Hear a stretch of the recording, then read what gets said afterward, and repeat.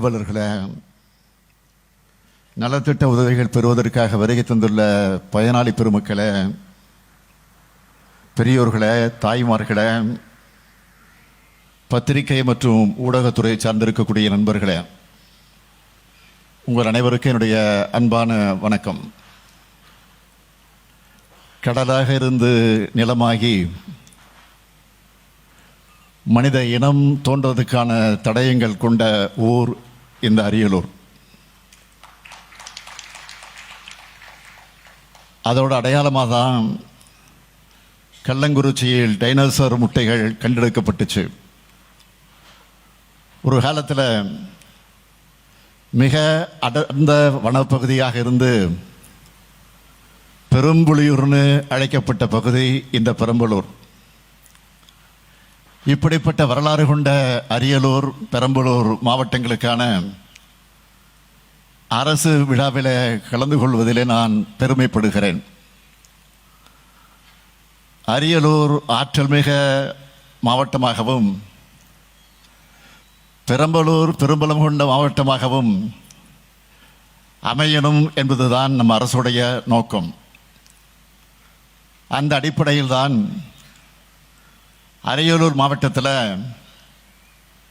முடிவுற்ற 51 பணிகளை திறந்து வச்சிருக்கிறேன். 26 பணிகளுக்கு அடிக்கல் நாட்டி இருக்கிறேன். 10,141 பயனாளிகளுக்கு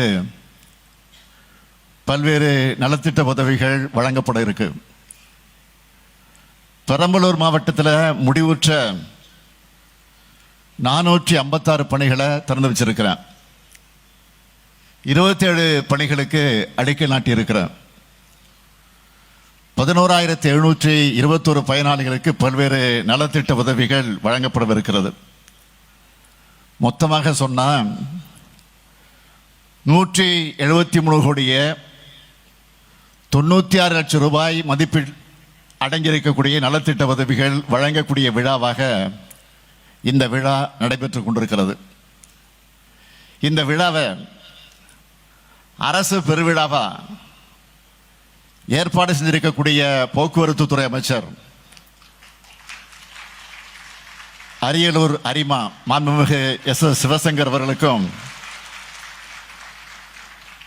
பெரம்பலூர் அரியலூர் மாவட்டத்தினுடைய ஆட்சியர்களுக்கும், அரசினுடைய அனைத்து துறை அதிகாரிகளுக்கும் அலுவலர்களுக்கும் என்னுடைய வாழ்த்துக்கள், பாராட்டுக்கள். இந்த விழாவுக்காக மட்டுமல்ல, இன்னும் பல பாராட்டுகளுக்கு தகுதியானவர் நம்முடைய சிவசங்கர் அவர்கள். 2021 மே 7ஆம் தேதி முத்துவேல் கருணாநிதி ஸ்டாலினும் நான் பதவியேற்றேன். பதவியேற்று கோட்டைக்கு வந்து நான் போட்ட முதல் கையெழுத்தே மகளிருக்கு கட்டணமில்லா விடியல் பயண திட்டத்துக்கு தான். உழைக்கும் மகளிருக்கு உறுதுணையாகவும் அவங்க பொருளாதார ரீதியாக உயர அடித்தளமிடக்கூடிய திட்டமாகவும் இந்த திட்டம் மிக சிறப்பாக செயல்பட்டு வருது. இந்த திட்டம் தொடங்கப்பட்டதிலிருந்து மகளிர் இப்போ வரைக்கும் 575 கோடி முறை பயணங்கள் மேற்கொண்டிருக்கிறாங்க. தமிழ்நாட்டு பெண்களுடைய சமூக பங்களிப்பை அதிகரிச்சிருக்கக்கூடிய இந்த மகத்தான திட்டத்திற்கு பொறுப்பேற்று செயல்படுத்தி வர்றவதான் நம்முடைய சிவசங்கர் அவர்கள் என்பதை நான் இங்கே குறிப்பிட விரும்புகிறேன். 3 ஆண்டுகளுக்கு முன்னால பண்டிகை காலங்களில் சென்னையிலிருந்து தங்களுடைய சொந்த ஊர்களுக்கு மக்கள் கிளம்பும் போது பேருந்துகள் கிடைக்காம நெருக்கடியை சந்திச்சாங்க. போதுமான பேருந்துகள் இல்லாம கூட்டமா பேருந்துகளில் இடம் கிடைக்காம சிரமப்பட்டு போகக்கூடிய செய்திகள் எல்லாம் தொடர்ந்து வந்துச்சு. இன்னைக்கு நிலைமை மாறி இருக்கு. சமீபத்தில் தீபாவளி நாள் விடுமுறைக்கு சென்னையிலிருந்து மக்கள் அவங்க சொந்த ஊர்களுக்கு கிளம்பினப்போ கடைசி பேருந்தும் கிளம்பின பிறகுதான் நம்முடைய அரியலூருக்கு கிளம்பியன்னு போக்குவரத்து வசதிகள் ஏற்பாடு செஞ்சு தந்துட்டு அரியலூர் வந்தவர் நம்முடைய சிவசங்கர் அவர்கள். எனவே அவருடைய பணிகளை நான் மனதார பாராட்டுகிறேன். இதுல எனக்கு கூடுதல் மகிழ்ச்சியும் பெருமையும் இருக்கு. ஏனென்றால் சிவசங்கர் அவர்கள் அரசியல்ல எங்களுக்கெல்லாம் வழிகாட்டியாக இருந்த அண்ணன் சிவசுப்பிரமணியம் அவருடைய மகன், என்னால வார்ப்பிக்கப்பட்ட சிவசங்கர் இந்த விழாவை மிக சிறப்பாக ஏற்பாடு செஞ்சிருக்கிறார். அரியலூர், பெரம்பலூர் மாவட்டங்களுக்கு நம்முடைய தலைவர் கலைஞர் அவர்கள் ஏராளமான திட்டங்களை உருவாக்கி கொடுத்திருக்கிறார். இன்னும் சொல்லணும்னா இந்த அரியலூர் மாவட்டத்தை உருவாக்கி கொடுத்தவரும் முத்தமிழறிஞர் கலைஞர் அவர்கள் தான். பெரம்பலூர் மாவட்டத்துக்கு சிறப்பு பொருளாதார மண்டலம் போன்ற திட்டங்களை கொடுத்தவரும் அவர்தான்.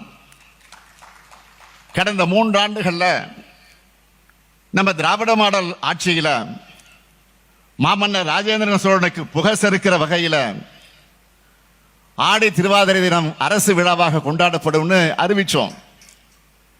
கங்கை சோழபுரத்தில் புது அருங்காட்சியகம், இன்று அடிக்க நாட்டில் இருக்கக்கூடிய ஜெயங்கொண்டம் காலனி உற்பத்தி தொழிற்சாலை, சுமார் 15,000 இளைஞர்களுக்கு வேலைவாய்ப்பு உறுதி செய்யும் இந்த தொழிற்சாலை மூலமா அவங்களுடைய வாழ்வாதாரமும் ஜெயங்கொண்டத்தோட பொருளாதாரமும் முன்னேற்றம் அடையும். இந்த இடத்துக்கு அருகே விளிம்பு நிலையில வசித்து வரக்கூடிய பழங்குடியின மக்களுக்கு 3.52 ஹெக்டேர் நிலத்தில் இலவசமா வீட்டுமனை பட்டா வழங்கப்பட இருக்கு. 61 பழங்குடியின குடும்பங்களுக்கு வீடு கட்ட தலா 5,07,000 ரூபாய் வீதம் 3,09,00,000 ரூபாய் ஒதுக்கீடு செய்ய பழங்குடியின நலத்துறை மூலமா ஆணையிடப்பட்டிருக்கு. ஜெயங்கொண்டம் அரசு மருத்துவமனையை மாவட்ட மருத்துவமனையாக 29 கோடி ரூபாய் மதிப்பீட்டில் தரம் உயர்த்துகிற பணிகள் நடைபெற்று தற்சமய கட்டுமான பணிகள் முடிவுற்று இருக்கு. அது மட்டுமல்ல, ஜெயங்கொண்டம் பழுப்பு நிலக்கரி அனல்மின் உற்பத்தி திட்டத்துக்காக 2005ஆம் ஆண்டு வரைக்கும் 133 கிராமங்கள்ல 8,373 ஏக்கர் நிலம் கையகப்படுத்தப்பட்டுச்சு. ஆனா இந்த திட்டத்தை செயல்படுத்த சாத்தியமில்லைன்னு முடிவாகியும் கிட்டத்தட்ட 25 ஆண்டு கால பிரச்சனையாக இது இருந்துச்சு. இந்த பிரச்சனையை என்னுடைய கவனத்துக்கு கொண்டு வந்ததுமே அரசு கையகப்படுத்திய நிலங்களை முன்னாடி கொடுத்த இழப்பீட்டு தொகையை திரும்ப வாங்காம உரிய நில உரிமையாளர் ஒப்படைக்கணும்னு 2022 ஆணையை நான் பிறப்பிச்சேன். இதுவரைக்கும் 6,808 ஏக்கர் நிலங்கள் திரும்ப ஒப்படைப்பதற்கான உறுதிமொழிகள் பெறப்பட்டு 5,656 ஏக்கர் நிலங்களுக்கு பட்டாவும் கொடுத்திருக்கிறோம். மீதமுள்ள நில உரிமையாளர்களுக்கும் பட்டா மாற்றம் செய்ய நடவடிக்கையை எடுத்துக் கொண்டு இருக்கிறோம். இதுவும் விரைவில் முடியும். இது எல்லாவற்றுக்கும் மேலாக முக்கியமா பெரம்பலூர் மாவட்டத்தில் எறையூர்ல 243 ஏக்கர் பரப்பளவில் சிப்காட் தொழிற்பூங்கா அமைக்கப்படவிருக்கு. 30,000 பேருக்கு அதனால் வேலை வாய்ப்பு அளிக்கிற கோத்தாரி பீனிக்ஸ் காலனி உற்பத்தி தொழிற்சாலையை நானே அடிக்கல் நாட்டி சரியா ஒரே வருஷத்தில் முடிச்சு அந்த தொழிற்சாலையை நானே திறந்து வச்சேன். இது எவ்வளவு பெரிய சாதனை! அது மட்டுமல்ல, குன்னமட்டத்தில் 100 ஏக்கர் பரப்பளவில் சிப்காட் தொழிற்பூங்கா உருவாக்கப்படும் அறிவிச்சிருக்கிறோம். எறையூர் சிப்காட் பாடலூர் தொழிற்பூங்காவுக்கு கூட்டு குடிநீர் திட்டம் வழங்க 345 கோடி ரூபாய் நிதி ஒதுக்கீடு செய்யப்பட்டிருக்கு. உலகத்திலேயே அரிதான பாழ்நிலங்கள் காணப்படக்கூடிய பகுதியா பெரம்பலூர் காரைக்குளக்கா நத்தம் பகுதி இருக்கு. அங்க 411 ஏக்கர் பரப்பளவுக்கு புதைப்படிம பூங்கா அமைக்க கம்பி வேலை அமைக்கப்பட்டிருக்கு. கவுல்பாளையம் ஊராட்சியில இலங்கை தமிழர்களுக்காக 72 வீடுகள் கட்டப்பட்டிருக்கு. ஊரக பகுதியில் 12 பாலங்கள் கட்டுற பணிக்கு நிதி ஒதுக்கி 8 பாலங்களை திறந்து வச்சிட்டோம். நெடுஞ்சாலை பகுதியில் 34 பாலங்களை கட்டி திறக்கப்பட இருக்கு. இப்படி சொல்லிக்கிட்டே போலாம்.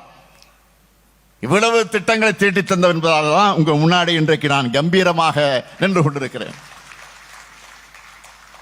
இன்னும் பல திட்டங்களை தீட்டித்தர நினைக்கிறதுனால தான் உங்களை பார்க்க நான் மகிழ்ச்சியோடு வந்திருக்கிறேன். நம்முடைய மாண்புமிகு அமைச்சர் சிவசங்கருடைய கோரிக்கைகளை ஏற்று முக்கியமான திட்டங்கள் சிலவற்றை இப்போ இந்த மேடையில் அறிவிக்க இருக்கிறேன். அரியலூர் மாவட்டத்தில் இருக்கக்கூடிய நதியனூர் கூட்டுக்குடிநீர் திட்டம், வெற்றியூர் கூட்டுக்குடிநீர் திட்டம், ஜெயங்கொண்டம் உடையார்பாளையம் நகரங்களுக்கான கூட்டுக்குடிநீர் திட்டங்கள் 3 கோடி 20 லட்சம் ரூபாய் மதிப்பீட்டில் அது மேம்படுத்தப்படும். அரியலூர் மற்றும் பெரம்பலூர் மாவட்டங்களை சார்ந்த 645 கிராம குடியிருப்புகளுக்கான கூட்டுக்குடிநீர் திட்டம் 42 கோடி ரூபாய் செலவில் மேம்படுத்தப்பட்டு தடையின்றி போதிய குடிநீர் வழங்கப்படும். அரியலூர் மாவட்ட ஆட்சியர் அலுவலக வளாகத்தில் தீயணைப்பு மற்றும் மீட்பு பணி நிலையத்திற்கு 4 கோடியே 30 லட்சம் ரூபாய் செலவில் புதிய கட்டடம் கட்டப்படும். அரியலூர் வட்டம் வாரணவாசி கிராமத்தில் மருதையாற்றின் குறுக்கே 25 கோடி ரூபாய் மதிப்பீட்டில் புதிய தடுப்பணை கட்டப்படும். அரியலூர் மாவட்டத்தில் இருக்க துணை சுகாதார நிலையங்களில் வாடகை கட்டடத்தில் இயங்கி வரக்கூடிய 35 துணை சுகாதார நிலையங்களுக்கு 15 கோடி ரூபாய் மதிப்பீட்டில் சொந்த கட்டடங்கள் கட்டப்படும். கால்நடை பராமரிப்பு துறைக்கு ஒருங்கிணைந்த அலுவலக வளாகம் 3 கோடியே 74 லட்சம் ரூபாய் மதிப்பீட்டில் கட்டப்படும். பெரம்பலூர் மாவட்டத்தில் கூடலூர் ஜமீன் பேரையூர் சாலையில் மருதையாற்றில் வெள்ளப்பெருக்கு ஏற்படும் போது சுத்தி இருக்கக்கூடிய கிராம மக்கள் பெரும் சிரமத்திற்கு ஆளாகிறாங்க. இவங்களுக்கு பயனளிக்கக்கூடிய வகையில் 24 கோடி ரூபாய் செலவில் மருதையாற்றின் குறுக்கே உயர்மட்டம் பாலம் அமைக்கப்படும். வெங்காய உற்பத்தியில் முன்னிலை இருக்கக்கூடிய பெரம்பலூர் மாவட்ட விவசாயிகள் பயன்பெறக்கூடிய வகையில் புதிய வெங்காய விற்பனை மையம் அமைக்கப்படும்.